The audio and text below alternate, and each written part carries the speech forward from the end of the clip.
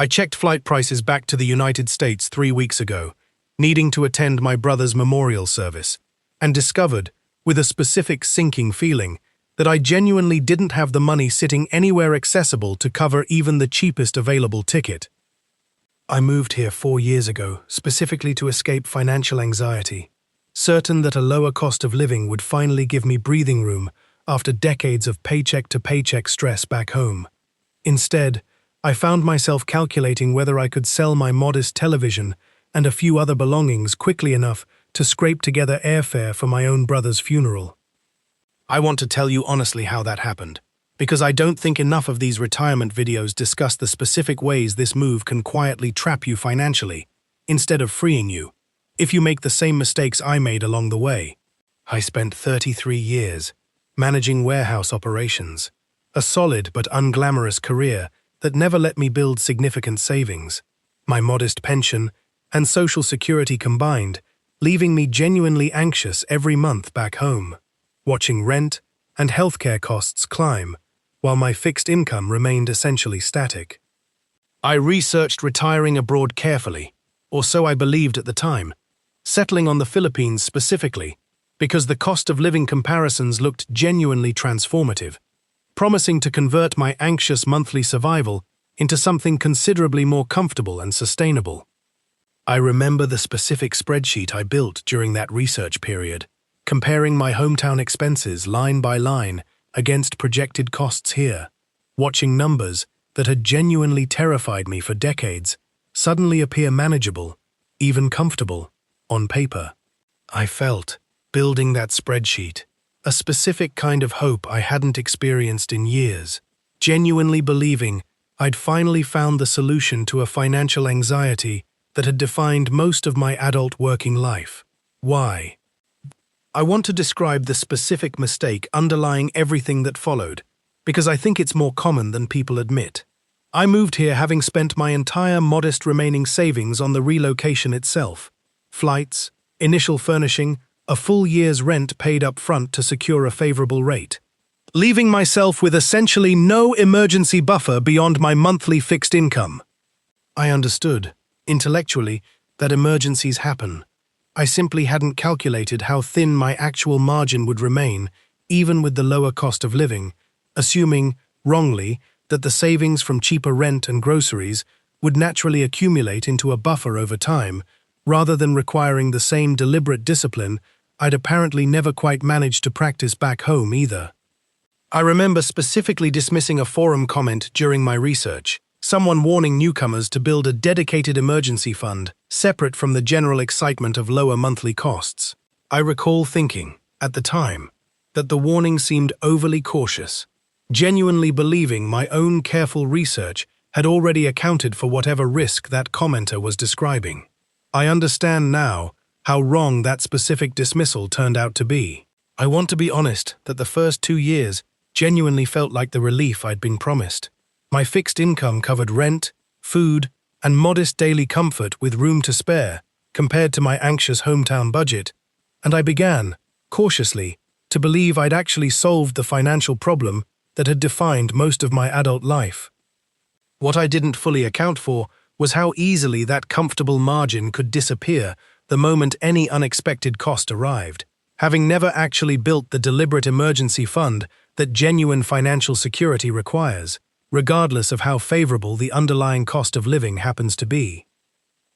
I remember specifically enjoying that early margin without much deliberate planning, treating extra dinners out and small comfortable purchases as simply the reward I'd earned after decades of anxious scarcity,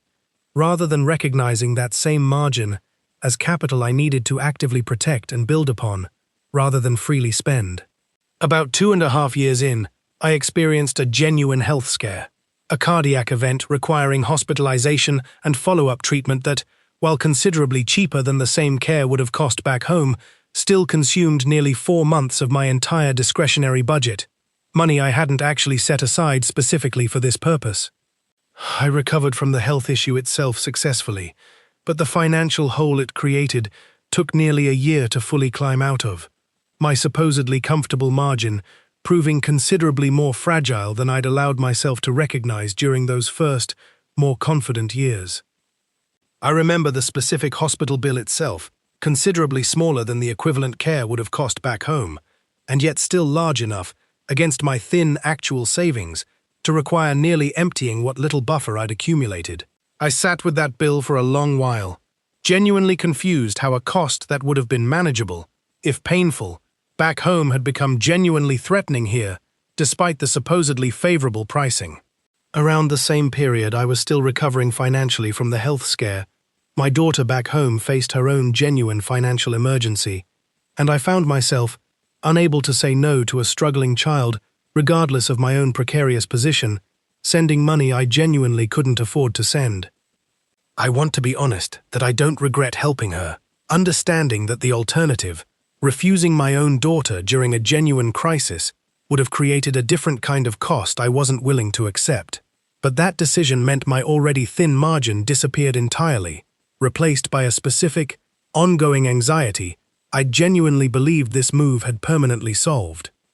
I remember the specific phone call where she described her situation, a car repair combined with an unexpected medical bill that had genuinely overwhelmed her own tight budget, and I remember calculating, even as I offered to help, that sending the amount she needed would leave me with almost nothing beyond my next monthly check. I sent it anyway, without hesitation in that specific moment, understanding only later how completely that decision had erased whatever fragile buffer remained from my earlier recovery. I want to describe how the actual realization of my trapped situation developed, because it wasn't a single dramatic moment, but an accumulation of smaller warning signs I'd been quietly ignoring. I noticed, gradually, that I'd stopped checking flight prices back home entirely, some part of me apparently understanding, even before I consciously admitted it, that the numbers wouldn't be favorable if I actually looked. I noticed myself avoiding conversations with other expats about their own emergency funds, a specific social avoidance that, looking back, clearly reflected genuine shame about my own situation. I remember a specific gathering with other retirees where the conversation turned to emergency preparedness, several people casually mentioning their own dedicated funds, 6 months, 8 months of expenses set aside, numbers that made me feel a specific, quiet panic. I did my best to hide behind a vague, non-committal comment about my own situation being handled. I left that gathering early, uncomfortable in a way I didn't fully examine until much later. The actual moment of full clarity arrived with that flight price search following my brother's death, sitting alone in my apartment, running through every possible source of quick funds, and finding, genuinely, nothing sufficient to cover even a basic economy ticket without selling possessions or requesting help I felt too ashamed to actually ask for. I remember the specific, sinking realization that I'd moved here, promising myself financial freedom, and had instead built a situation where attending my own brother's funeral required financial gymnastics I never would have accepted as reasonable back when I was still living in my anxious but considerably more liquid hometown situation. I sat with my phone in hand for nearly an hour that evening, running through every possible option. A credit card I'd normally avoid using for anything beyond genuine emergencies,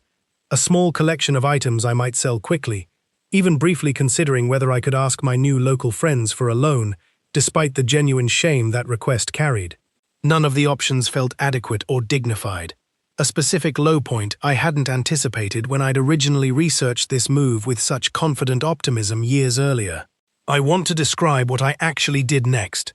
because I think the specific steps matter more than simply naming the crisis.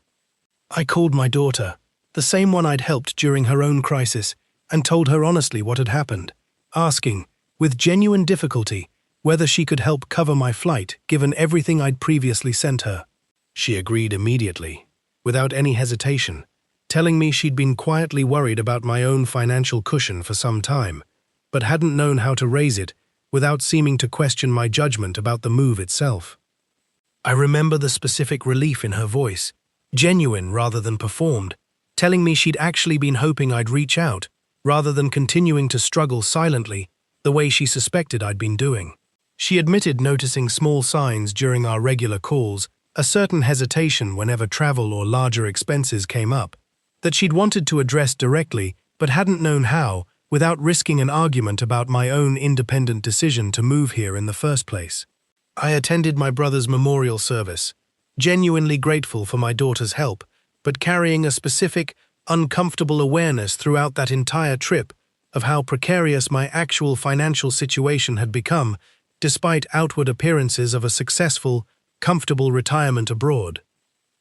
I spent considerable time during that visit, talking with my daughter honestly about the full situation, understanding I needed a fundamentally different approach going forward, rather than simply returning to the Philippines and continuing the same thin margin pattern that had created this specific crisis in the first place. We sat together one evening during that visit, actually building a realistic budget spreadsheet together, my daughter's own practical financial discipline, considerably stronger than my own apparently,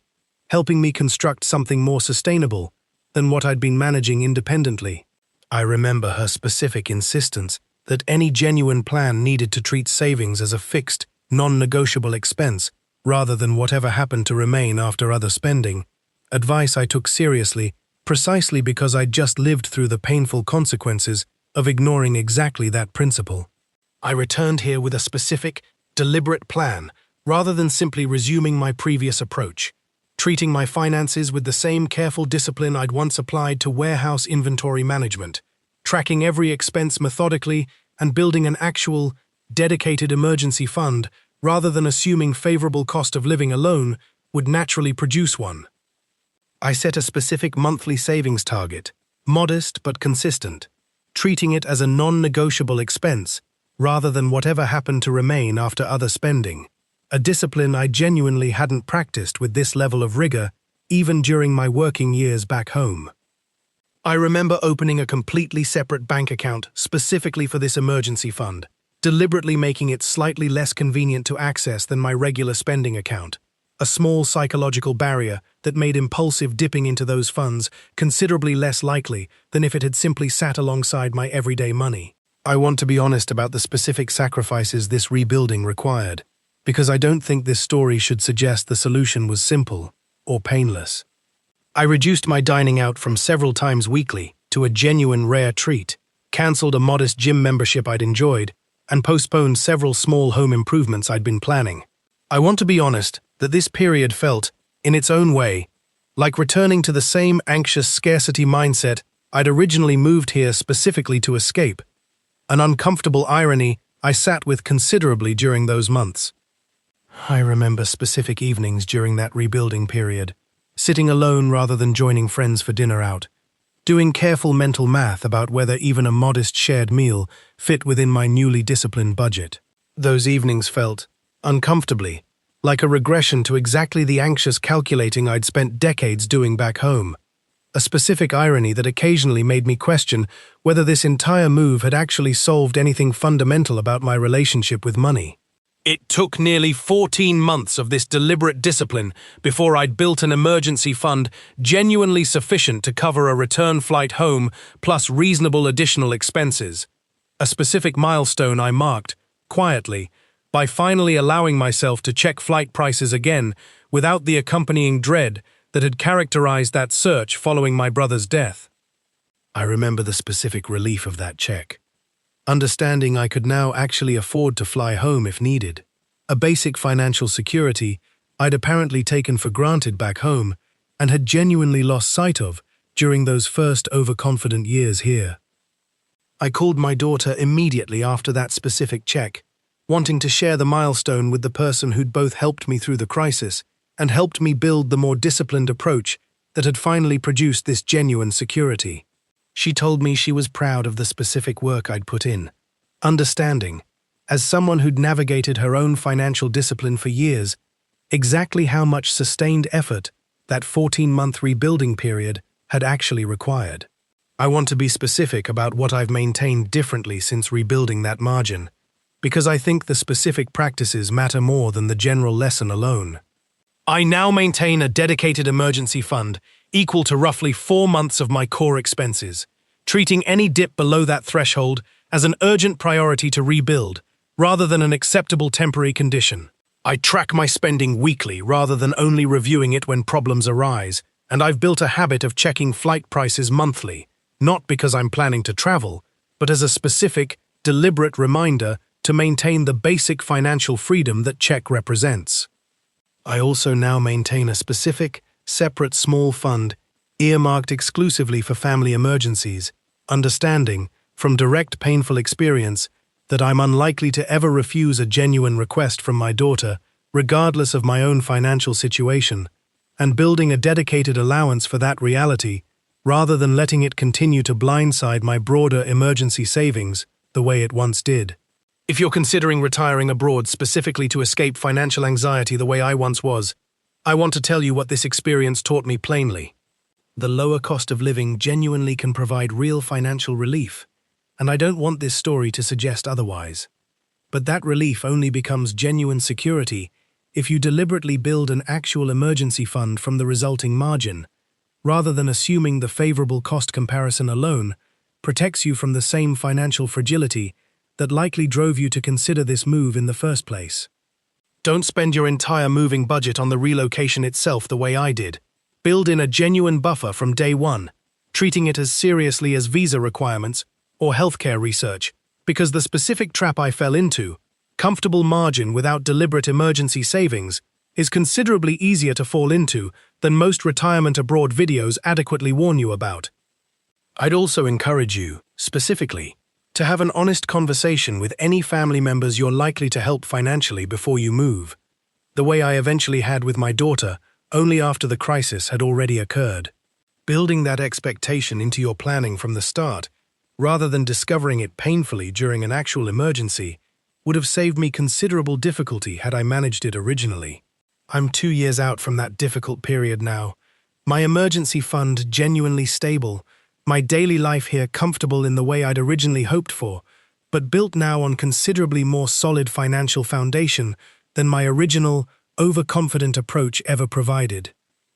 I flew home again last month, for an ordinary family visit rather than any emergency, and felt a specific, quiet satisfaction booking that flight, without any of the dread or financial calculation that had defined my previous journey home. That ordinary ease, more than any dramatic milestone, represents the actual security I'd originally hoped this entire move would provide. I sat in that departure lounge, coffee in hand, genuinely relaxed in a way I hadn't fully experienced since arriving here 4 years earlier,